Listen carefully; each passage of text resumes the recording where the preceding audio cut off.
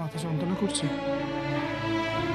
না, সেরকম কিছু না, আসলে সকাল থেকে রোদে ঘুরছি তো, তার জন্য বোধহয়। আমি ভাতটা ধরে আছি, তুমি আস্তে করে চুমুক দাও।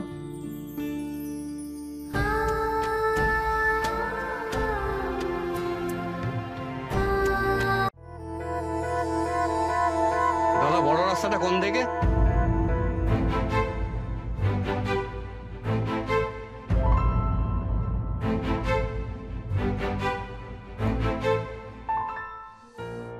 ঠিক বলতে পারছি না।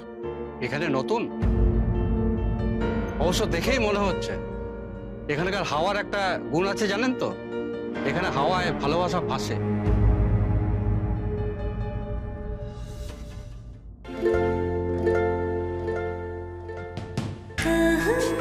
হে বাবা, তো অনেক দেরি হয়ে গেছে। এতক্ষণে তো ওরা হোটেলে পৌঁছে গেছে, আমরা এখানে দাঁড়িয়ে আছি। এবার দয়া করে একটু পাটা চালান।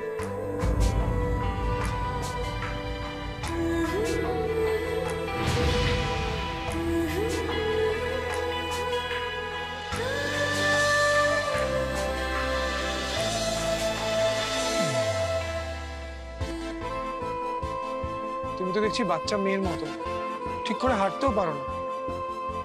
না, আসলে জুতোটা বারবার স্লিপ করছে। শুধু কি তাই?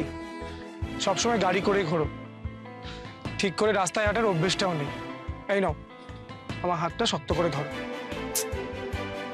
দেখেছো তো, তুমি আবার আমাকে গাড়ি নিয়ে খোটা দিচ্ছ। আরে বাবা, খোটা দিলাম কোথায়? এটা তো তোমার দোষ নয়। যে যেভাবে বড় হবে সেইভাবেই তো তার অভ্যেসটা গড়ে উঠবে, সেটাই তো স্বাভাবিক। আর তুমি তো দেখছি আমার সব কথা উল্টো মানে বের করছো। যাক, মহারানী অভিমান করেছেন ভেবে আমি তো ভয়ই পেয়ে গেছিলাম। এবার আমার হাতটা শক্ত করে ধরো, ধরো।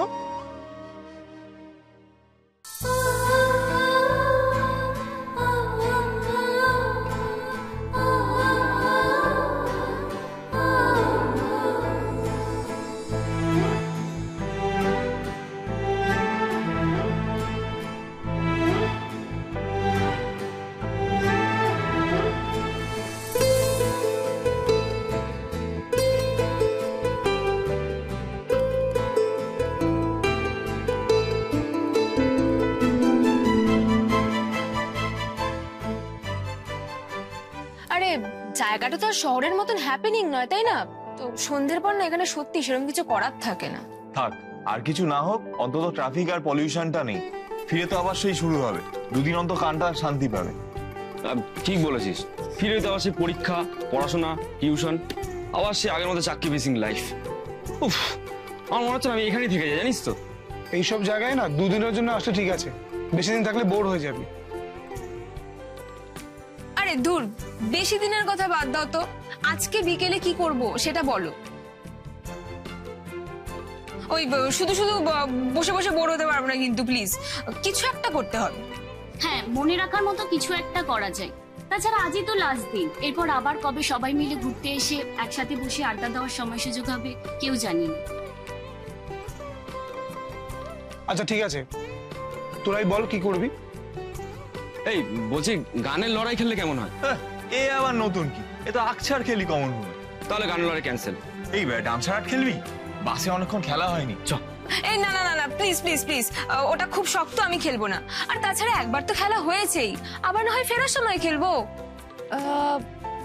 দ্রুত ডে খেললে কেমন হয়? এই বলছি, সেটা আবার কি খেলা? আরে বাবা, খুব ইজি গেম। অ্যাকচুয়ালি সবাইকে গোল করে বসতে হবে, তারপরে সবার মাঝখানে একটা বটল রাখা হবে, সেটাকে ঘুরিয়ে দেওয়া হবে। তারপর বটলের মুখ যার দিকে থাকবে তাকে নয় প্রশ্নের উত্তর দিতে হবে, নাহলে ডেয়ারিং কিছু করে দেখাতে হবে। ডিয়ারিং কিছু? বাবা, এই শুনি তো কেমন ভয় ভয় লাগছে। আরে বাবা, ভয়ের কি আছে? আর এটা খুব মজা লাগে খেললে। হ্যাঁ, ভালো খেলাই তো মনে হচ্ছে রে। মোটেও ভালো খেলা নয়।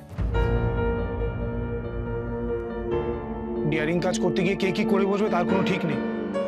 এমনিতেই রোজা জ্বরে বেহুশ হয়ে পড়েছিল, আমার মাথা ফাটলো, আর ডিয়ারিং এর দরকার নেই। আর রোজা, তুমি বা এইসব কি করে বলছো? তোমার তো শরীর ঠিক নেই। কে বললো? আমি তখন দিব্যি ভালো আছি। এখন যদি চুপ করে বসে থাকি তাহলে মাথা ধরে যাবে তো। তাহলেও এইসব খেলা আমি অ্যালাউ করতে পারছি না। তাহলে আর কি, সবাই গালে হাত দিয়ে চুপ করে বসে থাক, তারপরে ব্যাগ গুছিয়ে একেবারে সকালবেলা বাস ধরবো। ধুর, এই সারাটা সন্ধ্যে এরকম বাজে ভাবে কাটবে জানলে না আমি কয়েকটা বই স্টাডি বুকই নিয়ে আসতাম, একেবারে গ্রুপ স্টাডি না হয় করতাম বসে বসে। আর সমুদ্র তো ছিলই আমাদের পড়া বোঝানোর জন্য। এই জন্য বলেই পড়াকু মেয়েদের সাথে করে আনতে নেই। কিছু না করা তাহলে চলো পড়াশোনা করি, মানে বোর কেন হবি? খাওয়া দাওয়া আছে, আড্ডা আছে, আমরা আছি, মানে আর কি চাস তুই? একদম। আর ক্যাম্প ফায়ার হওয়ার তো কথাই ছিল শুরু থেকে। আর বৃষ্টি যদি বাদ না সাধে তাহলে ক্যাম্প ফায়ারেই মজা হবে। আর কি কি হবে সেটা না হয় ওখানেই ঠিক করা যাবে। এখন থেকে ভেবে ভেবে মাথার চুল পাকিয়ে কি লাভ? বেশ, তবে ওই কথা রইলো। জানিস তো দূরে খাওয়া জম্পেস হয়ে গেছে, চাই গড়িয়ে নি। আমরাও যাই রুমে। হ্যাঁ, বেরোনোর আগে না একটা বিউটি স্লিপ দিয়ে নিতে হবে। হ্যাঁ, ভালো করে ঘুমিয়ে নে, অনেক রাত অব্দি জাগতে হবে কিন্তু আজকে সবাইকে। আমার আবার দুপুরে ঘুমানোর হ্যাবিট নেই, যাচ্ছে চল একটু ঘুরে আসি। এই রোজা, তুই রুমে যাবি না? যাচ্ছি, যা।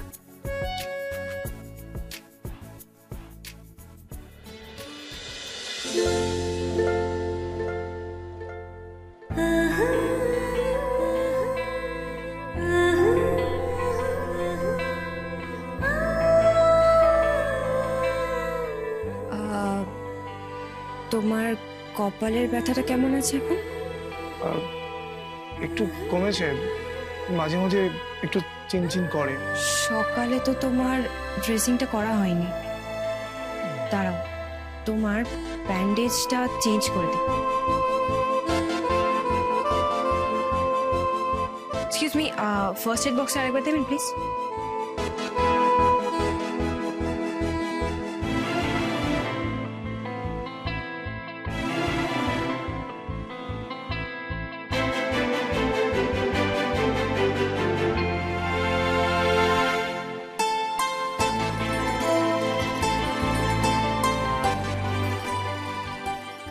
দেখি।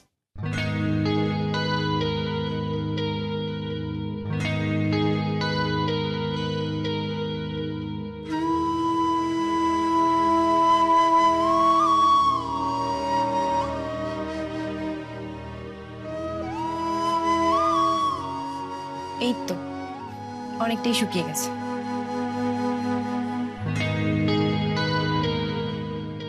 এখন আপাতত এটা লাগানো থাক।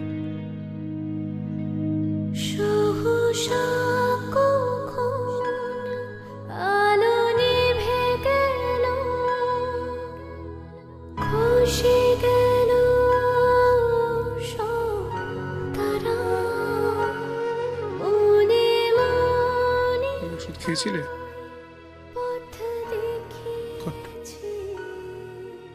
এই জ্বরটা কিন্তু শরীর কাহিল করে দেয়, ঠিক মতো ওষুধ না খেলে আবার রিল্যাপস করতে পারে।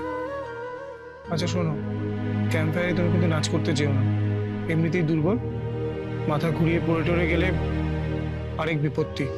না না প্লিজ, আমি নাচ করব। আমি সেই কবে থেকে ভেবে এসেছি ক্যাম্প ফায়ার হলে আমি নাচবো। আমি তো তোমার ভালোর জন্যই বলছিলাম। আমি জানি, কিন্তু বিশ্বাস করো আমি এখন একদম ঠিক আছি। প্লিজ তুমি আমায় ডিসকারেজ করো না। নাচ করলে আমি সব থেকে বেশি ভালো থাকি। আচ্ছা ঠিক আছে, ডিসকারেজ করছি না। তুমি যখন ক্যাম্প ফায়ারে নাচ করতে চাইছো তাহলে নেচো, কিন্তু সাবধানে, নিজের শরীর বুঝে যা করার করো, ঠিক আছে? Thank you so much. আচ্ছা ঠিক আছে, আমি এবার বেরোলাম। কোথায় যাবে? লাস্ট মোমেন্ট কিছু শপিং বাকি আছে। হ্যাঁ, তো শপিং করার পরও শপিং বাকি আছে? অ্যাকচুয়ালি আমাদের বাড়িতে অনেক লোকজন, তো স্পেশালি ভাই বোনদের জন্য যদি কিছু না নিয়ে যাই তাহলে ওদের রাগ ভাঙানো ভীষণ কঠিন হয়ে পড়বে। এমনিতেই ট্রিপে একা একা চলে এসেছি বলে আমার উপর ভীষণ ক্ষেপে আছে। আমি তোমায় একা যেতে দিতে পারবো না। এমনিতেই কাল যা কাণ্ড করতে যাচ্ছিল, আমি তোমার সাথে যাব। তুমি তোমার বাড়ির লোকদের জন্য কিছু কিনবে না? আমার পয়সা নেই, আর আমার বাড়ির লোকেরা এক্সপেক্টও করে না আমি ওদের জন্য কিছু নিয়ে আসবো।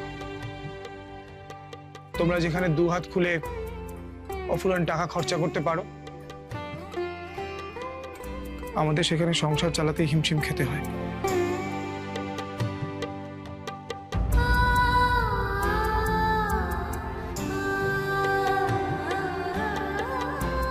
তোমার মন খারাপ করার জন্য এই কথাটা আমি বলছি না, যেটা ফ্যাক্ট সেটাই বলছি। আমাদের সংসার কিভাবে চলে আমরাই জানি।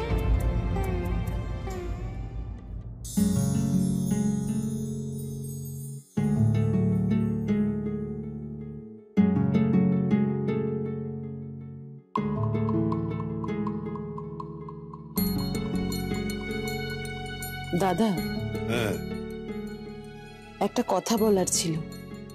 কি কথা মা? না মানে আমি ঠিক জানি না কথাটা বলা ঠিক হচ্ছে কিনা। ওনার কাছ থেকে কথাটা জানার পর আমার মনে হলো আপনাকে জানানো উচিত। সংসারের সব দায়িত্বই তো আপনার। এই দেখো, এত সংকোচ কেন করছো? বলো, কি বলতে চাও, বলো না। আপনার ভাইকে অফিস থেকে জানিয়ে দিয়েছে মাইনেটা একটু দেরিতে আসবে। তাই ওর ভাগের সংসার খরচের টাকাটা দিতে একটু দেরি হবে দাদা।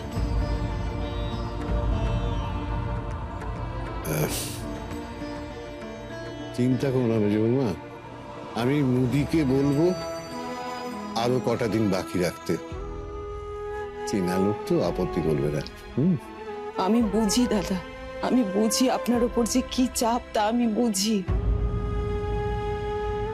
আপনার ভাইরা তো দিন শেষে না বলে দিয়ে পার পেয়ে যায়, কিন্তু সংসারটা তো আপনাকে চালাতে হয়। এতগুলো লোকের খরচ। দেখো, বাড়ির বড় বলে কথা, দায়িত্ব যখন নিতে হয় তখন তার ঝক্কিও তো সামলাতে হয়, তাই না? তাছাড়া আমার ভাইরা কত বাধ্য বলো তো। এখানে এক সংসারে এক অন্নে আমরা সবাই আছি, তাই না? আর একটা সংসার দেখাতে পারবে যেখানে এরকম আছে? বাবা, আপনার ছেলের ফ্যাক্টরির অবস্থাও খুব খারাপ। আগের মাসের মাইনেটা এই মাসে পাবে। আমি আপনাকে বলেছিলাম না, অন্য জায়গায় চাকরি খুঁজছে সবাই। আসলে আমি ওকে বলেছি যে তুমি যদি সেরকম সুযোগ কোথায় পাও তাহলে তুমি অন্য জায়গায় চেষ্টা করো। আমি যে 2 টাকা বেশি দিয়ে সংসারে সাহায্য করব, আমার সে অবস্থাও নেই। জেরক্সের দোকান আর সেরকম ভাবে চলেই না। লোকে তো এখন জেরক্সই করে না, মোবাইলে ছবি তুলে পাঠিয়ে দেয়। তাও চলতো যদি পাড়ার গলির মধ্যে দোকানটা না হয় কোনো অফিস কাছারি, স্কুল কলেজের সামনে হতো, তাহলে হয়তো দুটো বেশি পয়সার মুখ দেখতে পারতাম। বলছিলাম দাদা, আমার একটা কথা বলার ছিল, যদি আপনি অনুমতি দেন। কিসের অনুমতি মেজবৌমা? দাদা, আমি তো গানটা শিখেছি, তাই বলছিলাম আমি যদি বাড়িতে কয়েকটা গানের টিউশন করি। যদিও গান করার আমার খুব একটা মন নেই, তবু গলায় এখনো সুর আছে, তাল জ্ঞান আছে। কয়েকদিন একটু রেওয়াজ করলেই আমার বিশ্বাস আমি পারবো। তাই বলছিলাম দাদা, সংসারের স্বার্থে আমি যদি এটুকু করি, আপনার কি আপত্তি আছে দাদা?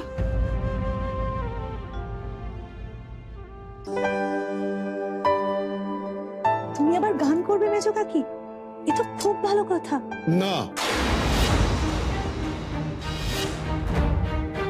ভালো কথা নয়। কিছু মনে করো না মেজো বৌমা, তোমার এই ব্যাপারে আমি আপত্তি করব।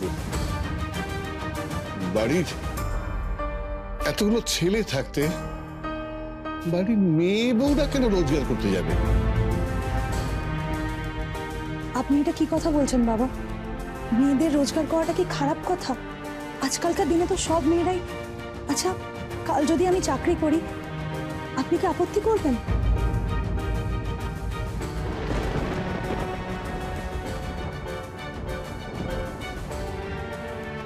বৌমা, আমাকে ভুল বুঝো না। দেখো, মেয়েদের রোজগার করায় আমার কোনো আপত্তি নেই, কিন্তু গান, মেজ বৌমার গান, আমরা সবাই জানি গানের প্রতি মেজ বৌমার দুর্বলতার কথা।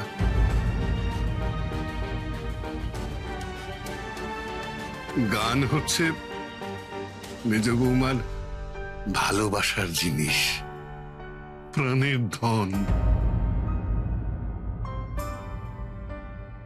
ওর বোন হারিয়ে যাওয়ার পর ও জনসমক্ষে কখনো গান গাইতো না। সেই মেজ বৌমা তুমি আজকে গান শিখিয়ে রোজগার করবে, আমি দুহাত পেতে সেই রোজগার নেব।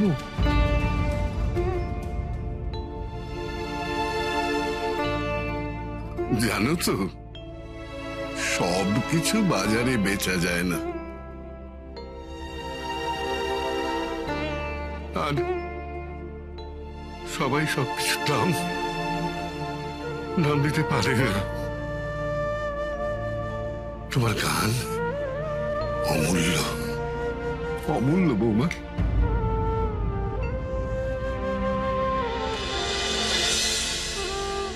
সেই গান তুমি বিক্রি করবে বৌমা। তাছাড়া আমাদের এতখানি দেয়ালে পিঠ থেকে যায়নি যে তোমাকে নদিয়া হয়ে গান দিয়ে রোজগারের পথ দেখতে হবে। না না মেজো বৌমা, না।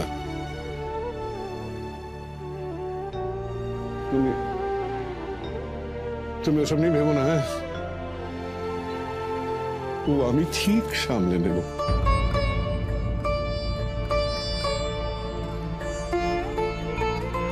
বাবা কিছু ভুল বলেনি মেজো কাকি। আসলে তুমি যদি ভালোবেসে গান গাইতে, তাহলে বাবা কোনোদিনও আপত্তি করবেন না। কিন্তু তুমি যদি সংসারের চাপে পড়ে রোজগার করার জন্য তোমার গান বিক্রি করো, তাহলে তো সেটা খুব খারাপ হবে মেজো কাকি। এই আর তো মাত্র কটা দিন, তারপর রূপাই চাকরি পেয়ে গেলে আমাদের এই দুঃখের দিন আর থাকবে ভেবেছো? হ্যাঁ বর্দা, রূপাই বলেছে জানো তো, ও চাকরি পেলে আমাকে একটা ভালো জায়গায় দোকান করে দেবে, নাহলে আমাকে কাজই করতে দেবে না। আমি অবশ্য বলেছি যে আমি কিন্তু কিছু না কিছু করবই, ওই ঘরে বসে থেকে আমি খেতে পারবো না। হ্যাঁ, সে ছেলে চাকরি পেলে আমাদের আর পায় কে? হ্যাঁ, দু হাত পেয়ে আমি রূপায় রোজগার নেব। বৌমা তখন কিন্তু আবার বলতে পারবে না, দাদা আপনি কেন আমার ছেলে রোজগারে পায়ে পা তুলে বসে খাচ্ছেন। দাদা, এ আপনি কি কথা বলছেন দাদা? রূপাই কি শুধু আমার ছেলে? রূপাই এই বাড়ির ছেলে। ওর রোজগারে ও জেঠুমনির দাবি সবার আগে। ওর প্রথম রোজগারের টাকা যদি আপনার পায়ের কাছে এনে রাখে, আমি সবচেয়ে বেশি খুশি হব।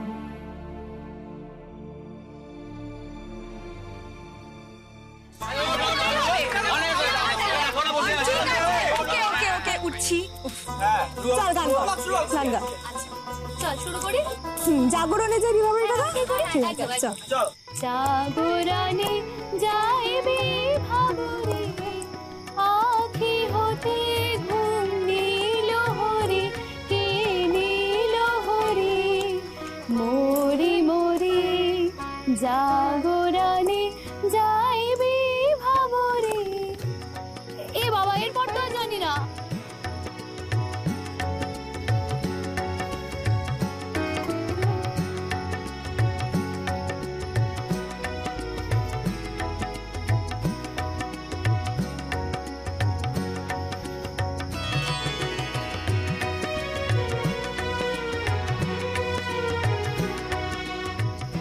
এখানে এসে কেমন লাগছে? সত্যি বলবো? তুমি মিথ্যে বলো বুঝি সবসময়? সেটা না, আসলে আমি প্রথম দিন যখন এখানে এসেছিলাম না, তখন আমার মনে হয়েছিল আমি হয়তো তোমাদের সবার সাথে অ্যাডজাস্ট করতে পারবো না, বা তোমরা হয়তো আমাকে দূরে সরিয়ে রাখবে, বা আমি হয়তো কারোর সাথে মিসবিহেভ করে ফেলবো। আর এখন কি মনে হচ্ছে? কালকেই ট্রিপটা শেষ হয়ে যাবে ভেবে মন কেমন করছে। জানো তো, এই কটা দিনের মধ্যে তোমরা আমার এতটা ক্লোজ হয়ে যাবে আমি ভাবতেই পারি। এখানে সবাই কত খুশিতে রয়েছে, সবাই আনন্দ করছে, নাচ করছে, গান গাইছে, সবাই অল্পতেই খুশি হয়ে যাচ্ছে। আমি তো এরকম আগে কখনো দেখিনি। আসলে কি বলতো, কলেজ ডিসকাশনে আসে না, মুডটা রিলিফ হয়ে যায়। এক বয়সী ছেলেমেয়েরা একসাথে হলে যেটা হয় আর কি, একে অপরকে মনের কথা শেয়ার করা, সবাই সবাইকে সমানভাবে দেখা। কিন্তু তোমাকে যখন প্রথম দেখলাম না, তখন আমাদের সবার মনে হয়েছিল তুমি আমাদের থেকে অনেকটাই আলাদা। তারপর যখন তোমায় চিনলাম, বুঝলাম তুমি বড়লোকের মেয়ে হয়েও আমাদের মতোই রক্ত মাংসের মানুষ, আমাদের মতোই সাধারণ। সেই তো আবার এখান থেকে গিয়ে পড়াশোনার চাপ, চাকরির প্রিপারেশন। দুপুরবেলা সবাই বলছিল না যে এখান থেকে ফিরে গিয়ে সেই আবার একঘেয়ে লাইফ। আচ্ছা, তুমি চাকরির প্রিপারেশন নিচ্ছ না? না মানে কোনো কোচিং নিচ্ছ? আমার আর চাকরির কি দরকার? আমি তো চাইলেই ড্যাডির বিজনেস জয়েন করতে পারি। দেখেছো তো, সহজ কথাগুলো বলতে বলতে আমি ভুলেই গেছিলাম তুমি কোন ব্যাকগ্রাউন্ড থেকে এসেছো। তোমার বাবা চাইলে তো 100 জনকে চাকরি দিতে পারেন। সত্যি তো, তোমার চাকরির কি দরকার? খোঁচা দিচ্ছি না মহারানী, সত্যিটা বলছি। চটে যাচ্ছ কেন খামোখা? মম চিত্তে নৃত্যে নৃত্যে কে যে নাচে, তাতা থই থই, তাতা থই থই, তাতা থই থই। রেলগাড়ি ঝমাঝম পা পিছলে আলু দম। और को তোকে নিয়ে তো পারা যায় না, যাবা হচ্ছে ভাই। পড়ে গেলাম। কোথাও লাগেনি তো? না না, ডিসকাশনে এসে হাত পা ভাঙলে তো হয়েছে।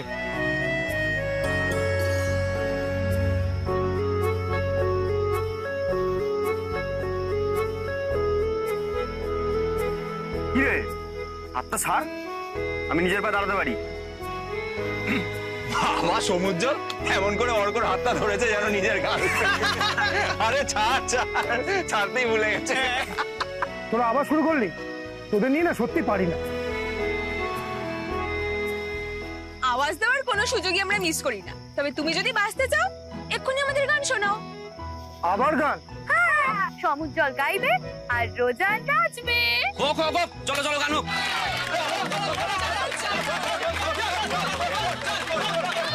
না না, আমি এখন গান গাইতে পারবো না। যখন তখন গান গাওয়া যায় নাকি? প্রিপারেশন লাগে। কিচ্ছু প্রিপারেশন লাগে না ভাই, তোর গড গিফটেড ভয়েস। হ্যাঁ, আর তুই তো স্টেজে পারফর্ম করছিস না, আমাদের সামনে গাইছিস। শোন, বেশি নাটক না করে গানটা শুরু কর। হ্যাঁ, চল শুরু কর। কি রে রোজা, দাঁড়িয়ে আছিস কেন? আয়, নাচবি তো। সমুজ্জ্বল যদি গান করে তাহলে নাচবো।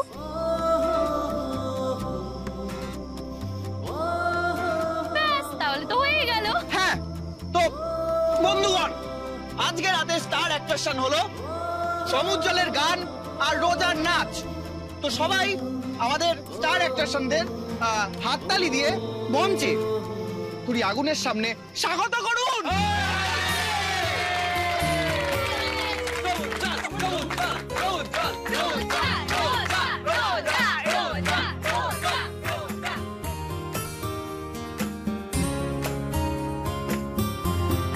মোর বীণায় ওঠে কোন সুরে বাজি, কোন নব চঞ্চল ছন্দে। মোর বীণায় ওঠে কোন সুরে বাজি, মময়ন্তর কম্পিত আজি। নিখিলের হৃদয় স্পন্দে মোর বীণায় ওঠে কোন সুরে বাজি।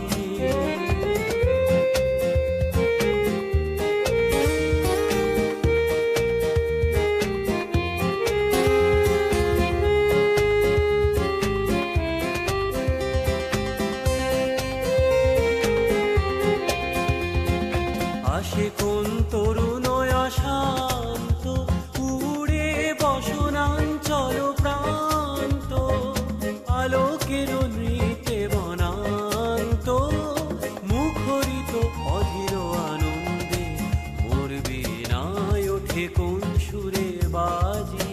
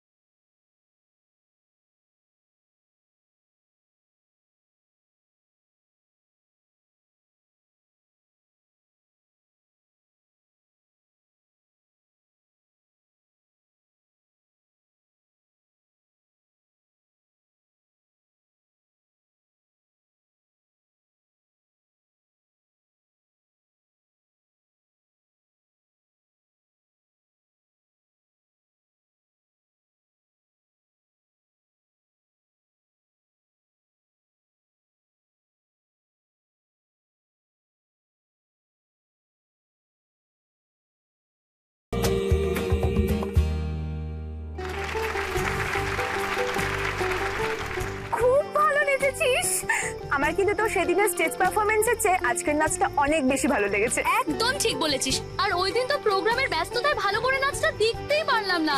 আজ একেবারে মন ভরে দেখেছি। ও শুধু নিজের বান্ধবীদের প্রশংসা করলেই হবে? সমু কেমন গাইলো বল। আরে সমুজ্জ্বলদার গান নতুন করে কি বলবো, ও সবসময় সেরা। বলছি সমু কেমন গাইলো সেটা আমাদের থেকে ভালো বলতে পারবে একমাত্র রোজা। আমারও খুব ভালো লেগেছে। তার মানে সমুজ্জ্বলের গান রোজার পছন্দ হয়েছে। আর এদিকে সমুজ্জ্বলকেও দেখছিলাম রোজার দিক থেকে চোখ ফেরাতে পারছে না। তার মানে আমরা ধরে নিতে পারি যে সমুজ্জ্বল এবং রোজার মধ্যেকার ভুল বোঝাবুঝি তো দূর হয়েছেই, তার সাথে সাথে দুজন দুজনের গুণকে অ্যাপ্রিসিয়েটও করছে। এই উপলক্ষে আমরা এই দুজনকে একটু অভিনন্দন জানাতেই পারি। ইয়েস, ইয়েস, কনগ্রাচুলেশন রোজা এন্ড সমুজ্জ্বল। বলছি কি যে মানে নাচ গান করতে করতে অনেকটাই রাত হয়ে গেল, আমাদের ডিনারের দেরি হয়ে যাচ্ছে না? হ্যাঁ একদম ঠিক বলেছিস। আর তাছাড়া কাল তো সকাল সকাল বেরোতে হবে, তাই না? সত্যি ট্রিপটা যে এভাবে শেষ হয়ে যাবে আমি জাস্ট ভাবতেই পারছি না। ভাবলেই কেমন মন খারাপ লাগছে। হ্যাঁ মন খারাপ লাগছে ঠিকই, কিন্তু আমরা তো প্রত্যেকবারই বেড়াতে যাই কোথাও না কোথাও। আর এই ঘুরতে যাওয়াটা আমাদের সারা বছরের বেঁচে থাকার একটা রসদ বলতে পারিস। তবু সবার সাথে তো আর তেমন করে দেখা হবে না, এটাই তো আমাদের লাস্ট ইয়ার। আর সত্যি আমরা চলে যাব, আরেকটা নতুন ব্যাচ আসবে, এভাবেই চলতে থাকবে আর কি। সত্যি এই কটা দিন আমার মনের মণিকোঠায় চিরকাল সাজানো থাকে। জীবনে যখনই কখনো মন খারাপ হবে বা খারাপ সময় আসবে, তখন এই দিনগুলোর কথা মনে করে মন ভালো করবে। আচ্ছা, অনেক বাধা বিপত্তি পেরিয়ে আজকে আমাদের ট্রিপটা সাকসেস হয়েছে, তার ক্রেডিট একমাত্র কিন্তু সমুজ্জ্বলের। তাই সবাই মিলে বলো 3 cheers for Samujjwal. Hip hip hurrah! 3 cheers for Samujjwal. Hip hip hurrah! 3 cheers Bharatvarsha উজ্জ্বল। থ্যাংক ইউ সবাইকে, শুধু আমার একার জন্য নয়, এই ট্রিপটা সাকসেস হয়েছে আমাদের সবার জন্য। সবাই যদি কোঅপারেট না করতো, একে অপরকে সাহায্য না করতো, আমাদের মধ্যে যদি আন্ডারস্ট্যান্ডিং না থাকতো, তাহলে এই ট্রিপটা এতটা স্মুথলি হতো না। আর যেটা এদিক ওদিক হয়েছে সেটা না হয় পরবর্তীকালে শুধরে নেব, আর বাকি জীবন এই ভুলগুলোর কথা ভেবে হাসবো।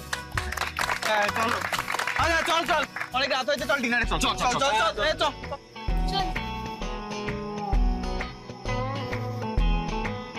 কিরে ডিনারে যাবি না?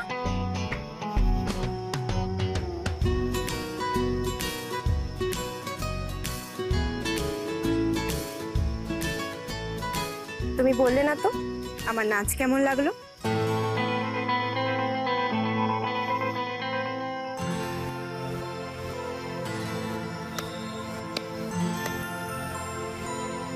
ঠিক বুঝতে পারছিলাম না কি বলে তোমার প্রশংসা করব।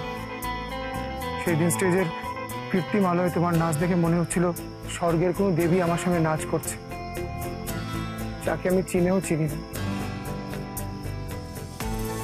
আজ এই আগুনের সামনে, আদিম বন্য প্রকৃতির সামনে মনে হচ্ছে কি? মনে হচ্ছে রক্ত মাংসের কোনো দেবী আমার সামনে দাঁড়িয়ে আছে, যাকে ধরা যায়, ছোঁয়াও যায়, কিন্তু কোনো কিছুর সাথে তুলনা করা যায় না। সে এক এবং একমাত্র। দেখ, তুমি না বড্ড বাড়ি বল। কবিতা লেখো না?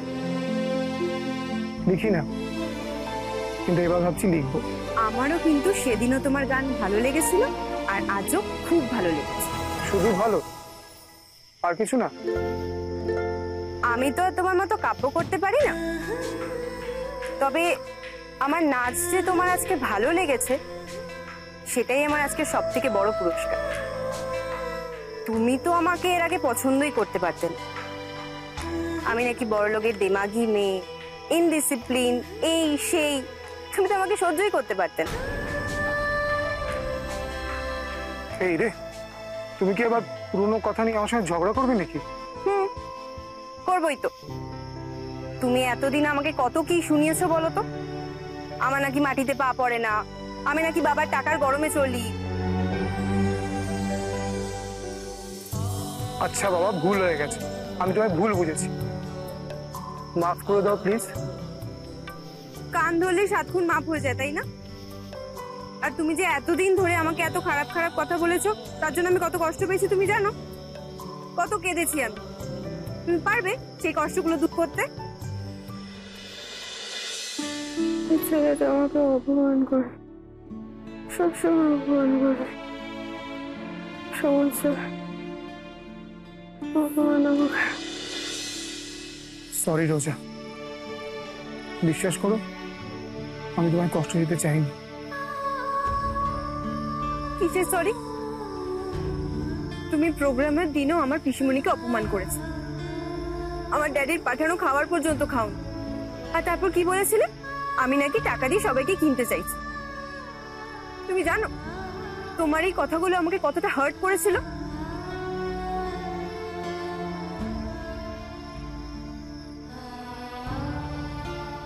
সরি রোজা, তাকাও আমার দিকে, প্লিজ তাকাও। আমি মন থেকে তোমায় সরি বলছি। আর কতবার সরি বললে তোমার অভিমান বুঝবে বলো? মহারানীর রাগ কমেছে? বেশ সুন্দর, তাই না? সরি বলে পার পেয়ে গেল। একটাও কথা না। আমাকে দেখেও কি তোমার মনে হচ্ছে না তোমাকে ওভাবে অপমান করার জন্য আমি মর্মে মরে আছি? যদি তুমি আমার চোখের ভাষা বোঝো তাহলে আমাকে ক্ষমা করে দেবো রোজা। I am very very sorry.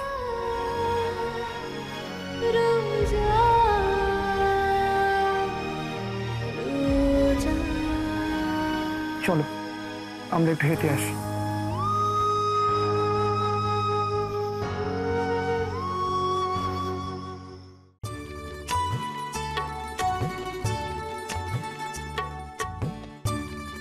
Shahana, হ্যাঁ আলু পোস্ত কোথায় গো? ওরা খেয়েছে? ওদের তো অনেকক্ষণ খাওয়া হয়ে গেছে ছোট বৌদি। ওরা বোধহয় এখন টিভিতে কোনো রূপকথা সিনেমা চলছে। হ্যাঁ, ওরা সেই সিনেমাটা দেখছে। রূপকথা? ফেরি টেল?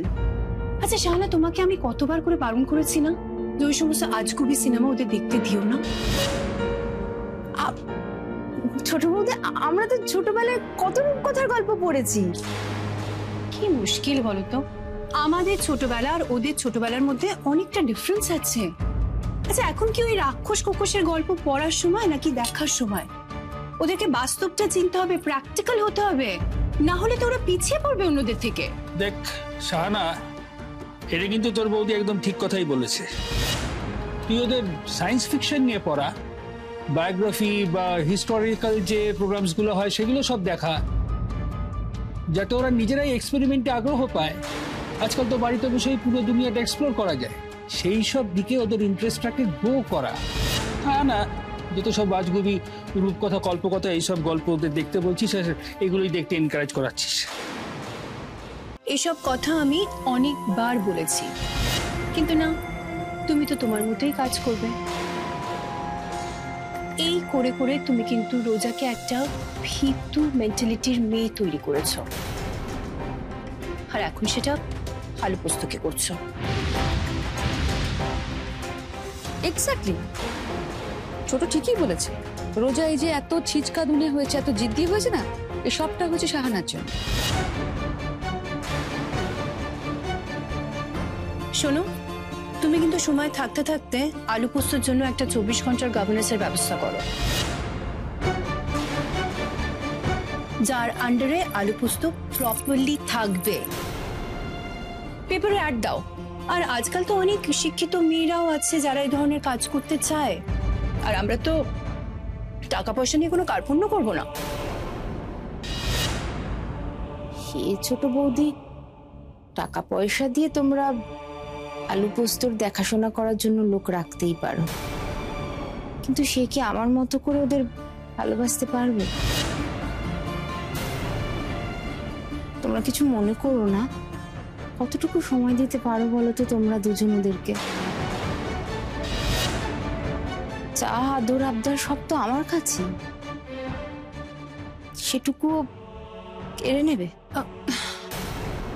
কেড়ে নেওয়ার কথা হচ্ছে না শাহানা, একটু বোঝার চেষ্টা করো। দেখো, তুমি বা সারা জীবন বাচ্চা মানুষ করার দায়িত্ব কেন নেবে? তুমি এবারের আশ্রিতা, বাট আমরা তো তোমাকে নিজের ননদ হিসেবেই জানি। বাবা মা তোমাকে নিজের সন্তান হিসেবে মানে, তো সেখানে কেড়ে নেওয়ার কেন কথা আসছে? আর গভর্নেন্সের কাজ করবে, তুমি তো রইলেই ওদের ভালোবাসা দেওয়ার জন্য, আদর আবদার দেওয়ার জন্য। শোনো শাহানা, জীবনে বড় হতে গেলে না দুটো জিনিস খুব দরকার, স্ট্রিক্ট গ্রুমিং আর ডিসিপ্লিন। দেখো, ফ্র্যাঙ্কলি স্পিক, শুধুমাত্র আদর ভালোবাসা প্রশ্রয় দিয়ে বাচ্চা মানুষ করা যায় না, এটা তোমাকে আমি 1000 বার বোঝানোর চেষ্টা করেছি। তুমি বুঝতে চাও না, আর তোমার এই বুঝতে না চাওয়াটার ফল আমরা ভোগ করছি রোজাকে। ছোট তো ঠিকই বলেছে, সময় থাকতে থাকতে যদি আলু পোস্তকে বাইরে কোনো বোর্ডিং স্কুলে না দিয়ে গভর্নেন্স রেখে যদি মানুষ করা যায়, অসুবিধা কোথায়? আমি তো সাপোর্ট করব। শোনো, রোজা ফিরলে তুমি ওকে না একটা ম্যারেজ গ্রুমিং ক্লাসে ভর্তি করিয়ে দাও। Marriage grooming class? সেটা আবার কি? ও তুমি না এত বড় একজন ইন্ডাস্ট্রিয়ালিস্ট হয়ে বড্ড ব্যাকডেটেড হয়ে রয়েছে।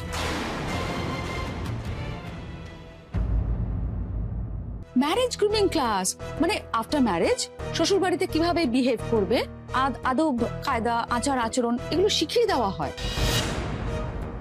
তারপর সোসাইটিতে কিভাবে চলতে হয় এগুলো সমস্ত ট্রেনিং দেওয়া হয়। বুঝতে পেরেছো? বলছি যে ছেলেদের জন্য এরকম কোনো ক্লাসের ব্যবস্থা আছে নাকি শুধুমাত্র মেয়েদেরই? এই ছেলে বিদেশ থেকে এমবিএ করে আসে, তার এরকম গ্রুমিং এর প্রয়োজন আছে বলে তো আমার মনে হয় না। যদি কারো থাকে সেটা তোমার মেয়ে।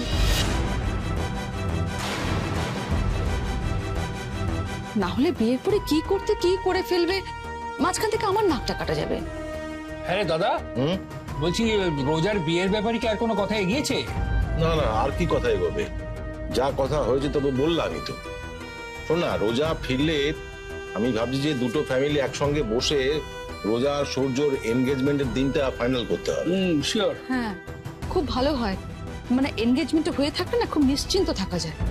তারপরে আমরা একটু সময় করে পরে না হয় আমরা বিয়ের প্রিপারেশনটা শুরু করলাম। হ্যাঁ বৌমনি, সেদিন সকালবেলা খাবার টেবিলে রোজা বলছিল না যে এক্ষুনি ওর বিয়ে করার ইচ্ছে নেই। তো তোমরা সবাই তো ছিলে, বলো। আমি বলছি যে জোর করে বিয়ে দেয়া কি ঠিক হবে? রোজার ইচ্ছে অনেকটা কে জানতে চাইছে শাহানা? আমরা যেটা ডিসাইড করব সেটা ওকে মানতে হবে। অনেক প্রশ্রয় দেওয়া হয়েছে, আর না।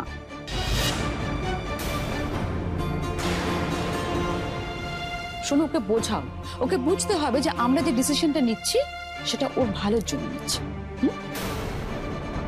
কিন্তু বৌমনি, ওই ছেলেটা কি যেন, হ্যাঁ সূর্য আর রোজা, ওরা তো একে অপরকে চেনেই না। দুজনের মধ্যে যদি বনিবনা না হয়, কোনো বোঝাপড়া না থাকে, তাহলে সম্পর্কটা কতদিন টিকবে বলো? চেনে না তো কি হয়েছে, এনগেজমেন্টের পর চিনে নেবে, তারপরে বোঝাপড়া, আন্ডারস্ট্যান্ডিং সবকিছু ডেভেলপ করবে, আর বিয়ের পর বনিবনাও হয়ে যাবে। দেখো, একটা বিয়ের সম্পর্ক টোটালি ডিপেন্ড করে কতটা বনিবনা আছে স্বামী স্ত্রীর মধ্যে, তার উপর। এই যেমন ধরো, তোমার ছোটদার সঙ্গে আমার সম্পর্ক, দিদি ভাইয়ের সঙ্গে দাদার সম্পর্ক, সবটাই তো টিকে আছে এই আন্ডারস্ট্যান্ডিং এর উপরে, তাই না? আমাদের দেখো না, আমরা কি একে অপরকে অত সময় দিতে পারি? কিন্তু আমাদের মধ্যে আন্ডারস্ট্যান্ডিং এর কোনো অভাব আছে বলো তো? বা দিদি ভাই, একটা কথা আমার কিন্তু বারবার মনে আসছে। দেখো, রোজা আমাদের একটু অ্যাটেনশন সিকার, মানে ও সবসময় চায় ওর দিকে একটা অ্যাটেনশন দেওয়া হোক, মনোযোগ দেওয়া হোক, যেটা আমাদের এখানে সাহানা করে। তো ওখানে কে করবে? সূর্য তো সবে MBA পাশ করে এসেছে, নিশ্চয়ই এরপরে ও ফ্যামিলি বিজনেস জয়েন করবে, কাজের প্রেশার আরো বাড়বে। তখন যদি ওকে টেনশন না দিতে পারে, সময়টা না দিতে পারে, আচ্ছা দিদিভাই, রোজা আবার অশান্তি করবে না তো? আই হোপ সেরকম কোনো প্রবলেম হবে না। বিয়ের পরে সব মেয়েরা কিন্তু অনেক চেঞ্জ হয়ে যায়।